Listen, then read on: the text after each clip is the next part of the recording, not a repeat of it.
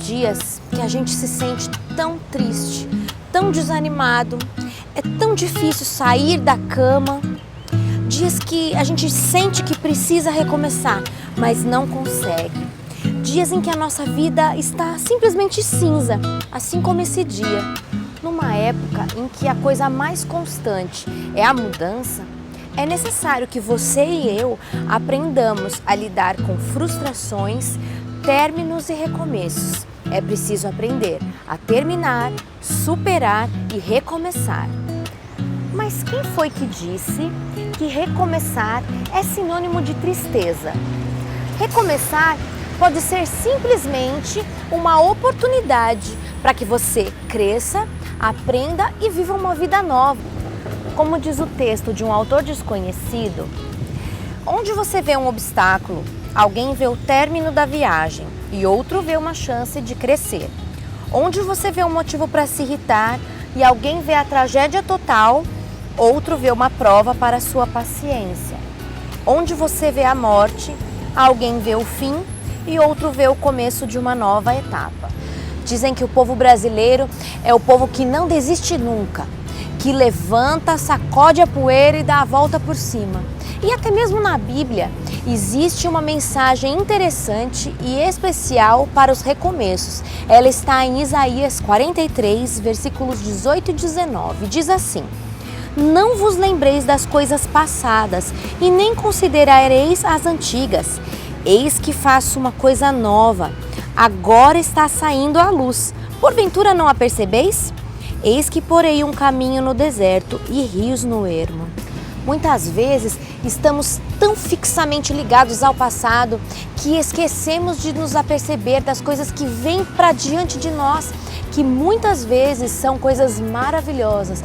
É claro, precisamos refletir, muitas vezes passar por um momento de tristeza, mas lembre-se sempre que essa tristeza não é perene e que você deve crescer e aproveitar as oportunidades de recomeçar. Términos e começos. Começos e recomeços. Esse é o tema do programa Vida Viva de hoje. E você é o nosso convidado especial para acompanhar uma conversa interessante que vai nos ajudar a aprender como encarar os términos e dificuldades da vida de maneira mais positiva e crescer com eles. A nossa convidada especial para falar desse assunto é a Darleide Alves.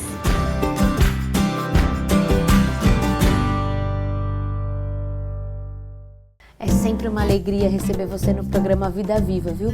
A gente aprende muito com a sua experiência, com as coisas que você diz pra gente. Quem tá nos assistindo sempre fica muito feliz por você estar aqui. Obrigada por ter aceito o nosso convite. Eu venho muito feliz, de coração inteiro, querendo de verdade que esse seja um momento propício para todos nós aprendermos. Maravilha! Você que ligou a TV agora e tá assistindo o programa Vida Viva, eu vou te explicar. Tô aqui com a Darleide Alves, que é produtora e apresentadora de 2 programas de TV. Além disso, é palestrante e escritora. Se você quiser o contato dela, manda aqui um e-mail para nós e a gente vai mandar para você, tá? Ela apresenta 2 programas na TV Novo Tempo.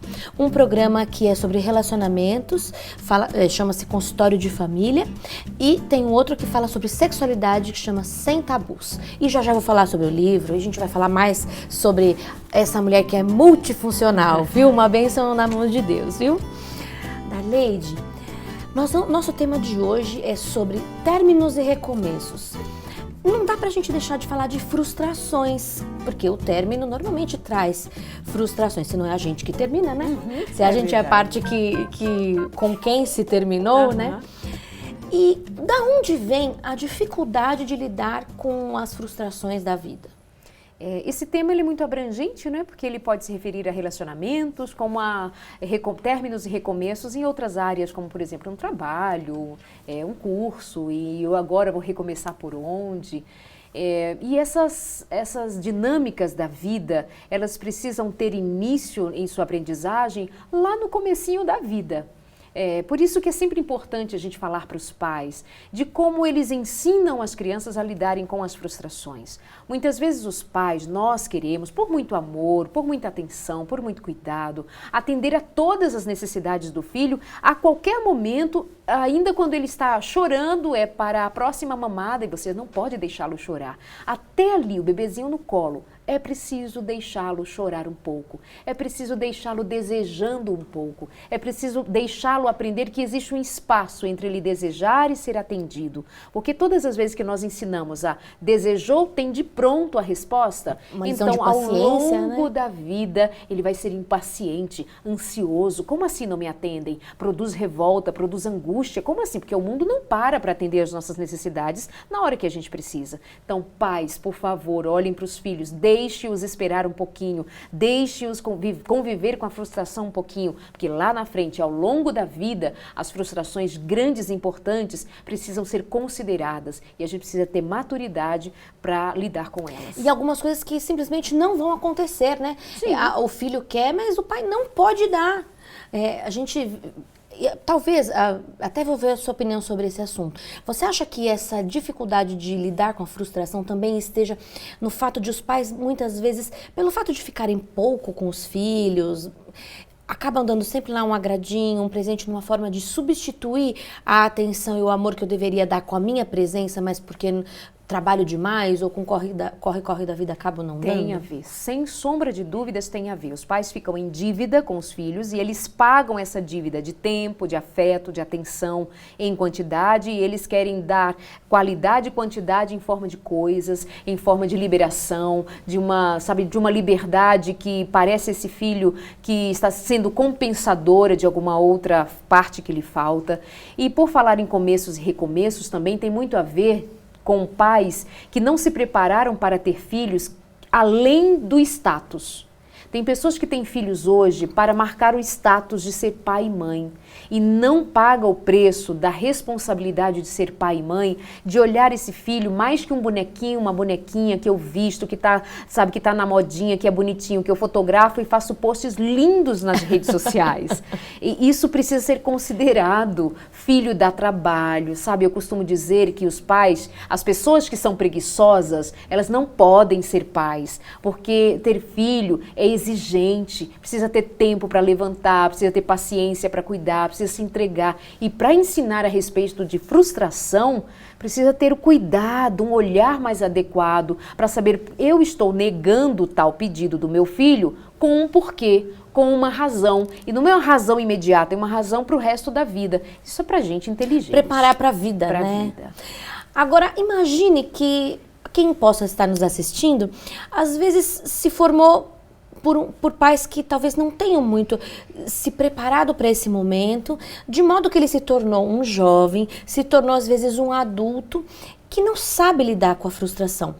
Como essa pessoa que nos assiste pode proceder, uma vez que ele já não tem esse respaldo, mas ele não precisa ser escravo do que aconteceu no passado? Ela precisa recomeçar, e recomeçar bem. Então, se você identifica que no curso da tua história alguma coisa incomoda, você não sabe lidar com frustração, você não sabe lidar com relacionamento, eu costumo dizer, Mariana, que tem pessoas que vão fazendo anos de vida, envelhecendo, mas elas não vão se tornando sábias. Por quando é que você se torna sábio? Quando você reconhece o ambiente em que você pisa, o contexto em que você está e quem você é nesse contexto, consegue se ver nessas situações e analisar a si próprio.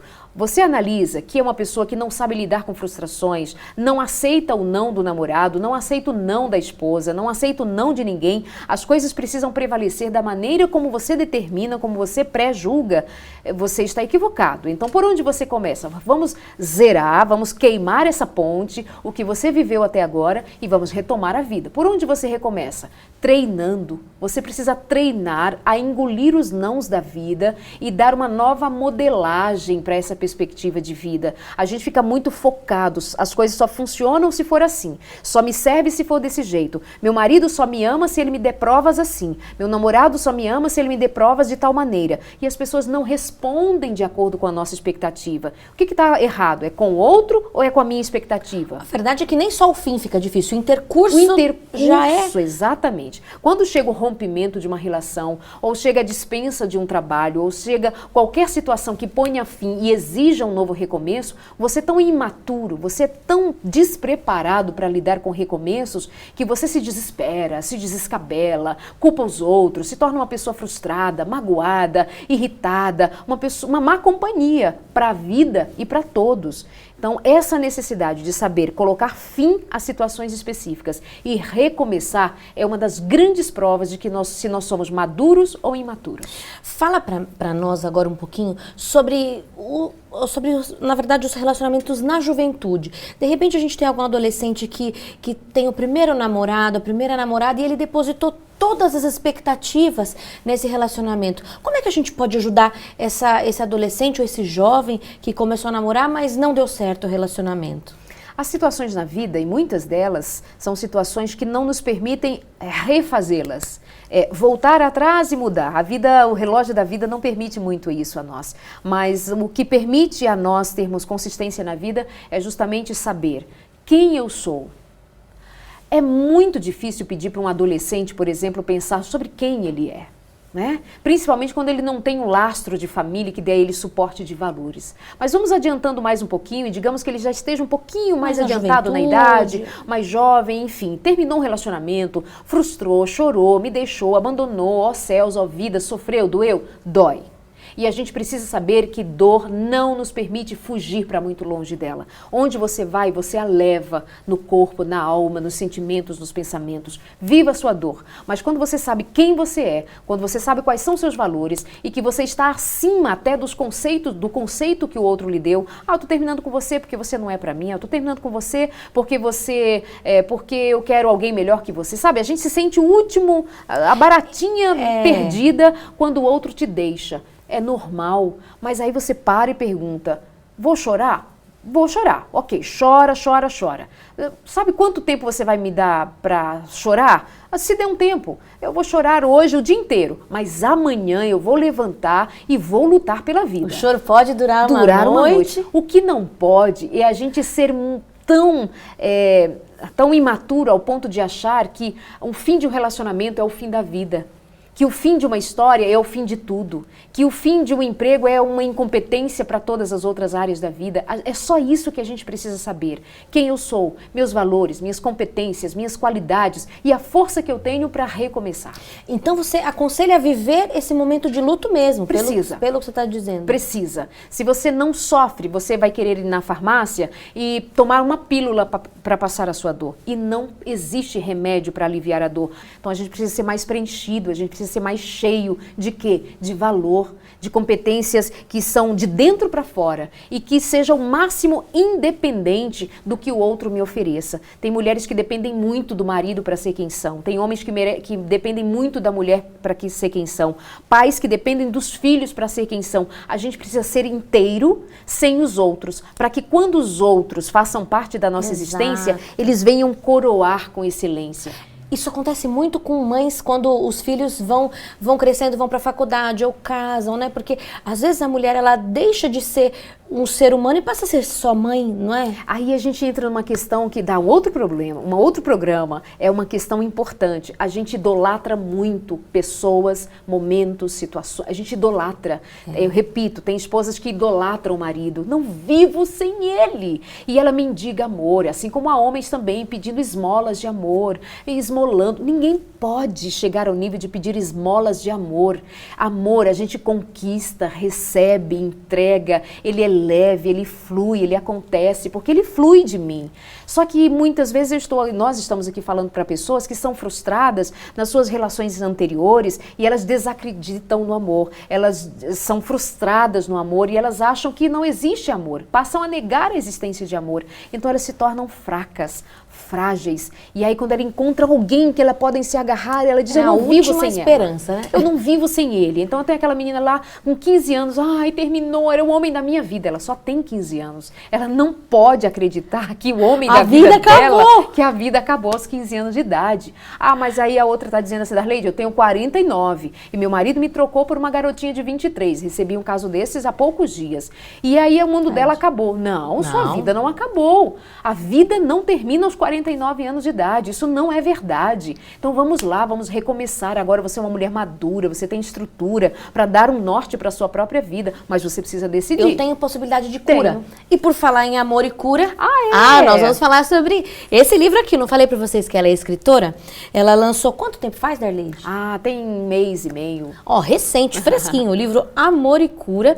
Fala um pouquinho sobre o que você escreveu aqui. Uma das questões que eu cito aí é sobre mendigar amor. A gente não pode depender de amor de terceiros para ser inteiro. Este amor que eu falo, que é amor que cura, é o amor incondicional, amor de Deus. Amor que rompe barreiras, amor que me respeita, amor que me ama, amor que me constrói e que não tem rompimento nunca. Faço o que eu fizer, ele me ama sempre. É amor que cura. Quando eu sou cheia desse amor, eu tenho vigor de fé e amor que me sustentam. As relações que me cercam, elas me cobrem de excelência, mas elas não são o meu todo, porque o meu eixo a base, é Deus. Né?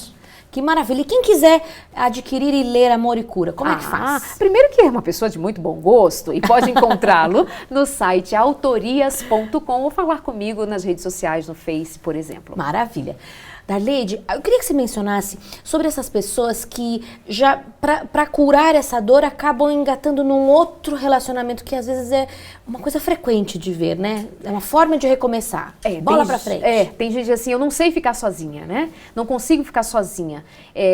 Ficar sozinho é um dos melhores momentos para você se ver, para você se enxergar, avaliar. Por que esse relacionamento anterior terminou? O que foi que aconteceu? Quais foram as pistas que foram me dadas e que eu não percebi, que agora eu consiga revisitar essa história e ver onde eu errei, onde o outro errou comigo, onde o outro foi abusivo comigo, onde eu fui abusadora ou abusiva. Quais são? Aí eu faço esse balanço. Estou fechada para balanço e vou fazendo esse balanço. Quando eu engato um outro relacionamento sem passar por esse processo, que é terapêutico, que é doloroso, que você se vê, eu errei, não, eu tenho parcela de responsabilidade nisso. Não é para se sentir culpada, deve ter sido eu é que não consigo fazer ninguém me amar, o erro deve estar comigo. Não, às vezes o erro está com outro que não conseguiu enxergar como você é boa, como você é bom, como você é honesto, como você é isso. Porque nem todo mundo está afim desses tipos de valores não, Mariana. Nem todo mundo está querendo alguém para um relacionamento, sabe, para a vida inteira. Está querendo passar, está querendo viver, está querendo emoção, está querendo prazer. Então fica esse tempo só, fecha para balanço de verdade. Aí depois você abre as portas e assim, quer saber? Sob nova direção. Estou aqui sob a direção do meu Deus, renovada agora, para me ensinar e me levar a entrar num relacionamento agora mais forte, mais preparada e menos egoísta, mais capaz de amar o outro como o outro é. E como eu sei, o momento de procurar ajuda, porque você mencionou assim, eu preciso revisitar os problemas, aquilo que me levou ao término do relacionamento, mas às vezes a gente fica remoendo as palavras que foram nos ditas no término, né? Porque você é assim, ou no trabalho, né? Tô te demitindo por causa disso, disso e disso, e a gente fica remoendo e não consegue, a gente falou do choro durar uma noite, a alegria vir de manhã, mas às vezes a gente não consegue atravessar para esse momento da alegria. Quando eu sei que isso realmente está me prejudicando, eu estou me afogando no mar de mágoa e devo procurar ajuda. A gente percebe quando essa tristeza, essa frustração vai se tornando mais patológica, né? Ela adoece, ela torna o indivíduo depressivo, ela torna o indivíduo a parte do seu convívio normal, social, com a família. Quando essas alterações se mostram por longo prazo, porque as pessoas também têm momentos, algumas pessoas se refazem em 1 mês, 2 meses, 3 meses, outras em 1 ano, tal. Depende muito de cada um, da sensibilidade de cada um. Mas começou a atrapalhar as relações sociais, o trabalho, os estudos, o convívio em família. Então vamos lá, vamos buscar uma ajuda, vamos falar sobre isso, sobre essa dor, vamos rasgar esse coração com quem a gente pode rasgar, para também evitar ficar indo no Facebook e se sentindo chateada todo dia, e desabafando, e jogando indireta pro ex-namorado, pra ex-namorada, pro ex-marido, sabe? Fazendo posts longos a respeito de dor e solidão, como se estivesse dando pistas para os outros. Vamos para um consultório, então, né? Mas eu reforço ainda que as pessoas precisam desenvolver a capacidade lendo, sabe, de outras maneiras, mas desenvolver a capacidade de também se situar num momento de solidão e tornar a solidão que parece ser má, num momento de solitude, que é produtiva, que é eficaz, que é eficiente, com os próprios recursos. Nós somos inteligentes, nós temos estratégias, assim como teve estratégia para conquistar o outro, para chamar a atenção do outro, para manter esse relacionamento de certa maneira, você é inteligente, você tem competências importantes. use-as a seu favor nesse momento de dor agora. Porque também tem gente que fica muito dependente do psicólogo. É verdade. Fica muito dependente do terapeuta. E o terapeuta não vai fazer por você. É você quem Ele te precisa auxilia executar. o caminho, mas o caminho é seu, Você que né? faz. Então, Eu fico pensando muito nessa questão de não conseguir se reerguer e ficar dependente mesmo. E uma coisa que eu te pergunto, você aconselha, a gente sofre na nossa casa, toma um banho e sai pra rua, ou o mundo inteiro tem que saber que eu estou sofrendo? não, eu sou daquelas pessoas que acredita, que advoga, que a gente precisa se posicionar, sabe? Que o nosso semblante se posiciona, nossa cabeça se ergue, nossa postura se faz e a nossa fala acompanha, nossos pensamentos acompanham e a gente não pode se dar ao luxo de se permitir nesse luto ficar só deprimida, chorando, Tenham pena de mim, vou cortar o pulso porque não me amo. Isso é postura de derrotado, isso é postura de imaturidade. Então eu motivo as pessoas, advogo que as pessoas, isso não é negar a dor. Negar a dor, nós já falamos que não é o ideal. Mas isso é assim, estou sofrendo, estou um molambo aqui, rasgada por dentro, mas eu vou trabalhar. E eu vou trabalhar com um sorriso na cara. Quando eu quiser chorar, vou dizer, ó, querida, 30 minutos para chorar. Chora, chora, chora, borra a maquiagem. Isso, agora lava a cara, faz uma maquiagem nova, um sorriso na cara e vai. Porque, afinal de contas, o mundo não está com muito tempo para parar e ficar passando, sabe, mãozinha no teu ombro. Coitadinha, coitadinho, pobrezinho doce. Não, vamos que a vida acontece. Você ficou falando e eu fiquei pensando que tem uma questão de autoestima relacionada, né? É a questão muito da autoestima. E isso me faz pensar que, na verdade, para que a gente possa sofrer perdas de uma maneira saudável, tem tudo a ver com o que você falou aqui. A gente tem que colocar as coisas certas no lugar certo. Isso. Quando o meu marido, o meu trabalho, a minha esposa, o meu namorado ocupa o centro, o primeiro lugar, tá errado, porque a gente coloca a confiança em pessoas erradas, né? Em pessoas que são falhas, é isso que eu quis dizer. Fala um pouquinho sobre isso. E a gente também se deixa muito na mão do outro, né? Eu não cuido da minha saúde, os pilares da vida. Eu não cuido da saúde porque eu não tenho tempo. Por que você não tem tempo? Ah, preciso lavar, preciso passar, preciso cuidar, preciso isso. Você se entrega demais. Depois o outro vai, e por N motivos, porque ele escolheu ir, você fez tudo certo. Só uma coisa você errou. Você não se viu, gente. Você não se amou sozinha, você não se respeitou sozinha, você não investiu na sua saúde, no seu conhecimento intelectual, na sua profissão, no seu bem-estar. Então, você deixou isso vago. Na hora em que o outro sai, em quem você depositou tudo, vai, você fica no vácuo e desaba. Então, tem que se ofertar, se entregar, amar de corpo e alma. E nesse jogo faz parte, eu me amo, eu me cuido, eu me respeito. E sabe por que eu faço isso por você, amor? É por você, amor, é por você que eu faço. Eu me amo. É isso mesmo. Que prazer ter você aqui mais uma vez, Darleide. Que você volte mais vezes. A gente vai ter a maior alegria de receber você aqui no Vida Viva. Deixa uma mensagem para quem está nos assistindo.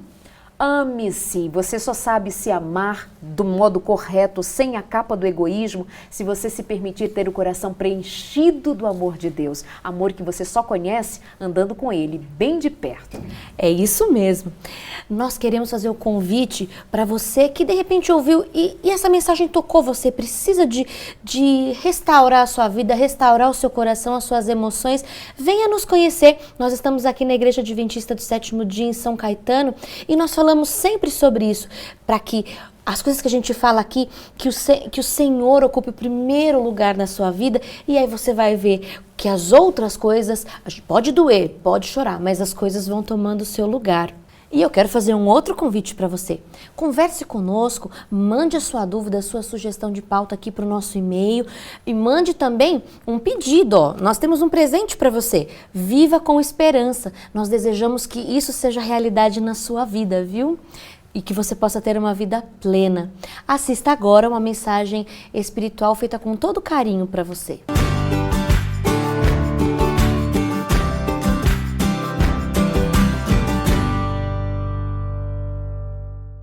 Olá, imenso prazer cumprimentar você, amigo do Vida Viva. Esses momentos aqui são especiais para a nossa vida espiritual. Essa dimensão maravilhosa que faz parte do ser integral. Estivemos considerando em nosso último programa sobre São João 3,16 e vamos continuar agora neste momento. São João 3,16, só para você recordar, ou você que não tem intimidade ainda com o Evangelho de João, São João 3,16 diz assim: porque Deus amou o mundo de tal maneira que deu o seu Filho unigênito, para todo aquele que nele crer não pereça, mas tenha vida eterna. O primeiro momento de São João 3,16 foi o grande fato. Deus amou e deu o seu Filho. Deu para ficar em nosso lugar. É um processo de substituição. Ele nos substituiu no juízo que caiu sobre ele. A morte que era nossa, ele assumiu, para que nós tivéssemos direito à vida que é dele. O segundo momento de São João 3,16 é a grande condição. Qual é a grande condição para uma reintegração com o Senhor Deus? A grande condição é para todo aquele que nele crê. O que isso implica? O que nós podemos deduzir disso? Crer significa fixar a atenção, isto é, a fé, em algo já elaborado. Crer significa projetar a nossa atenção para fora de nós. E em quê? Na obra substituta do Senhor Jesus Cristo. Crer implica também em arrependimento, confissão dos nossos pecados, para tomar posse do quê? Do perdão que Ele nos ofereceu. Assim, podemos concluir com segurança que crer é crer no perdão oferecido. Então quer dizer que o Senhor Deus não nos perdoa porque suplicamos? Não. Ele perdoou porque quis. O perdão de Deus é um presente, é a maior oferta, é uma oferenda perfeita de Deus para conosco. Assim, crer significa que eu vou crer num Deus de amor, num perdão que sorri para mim.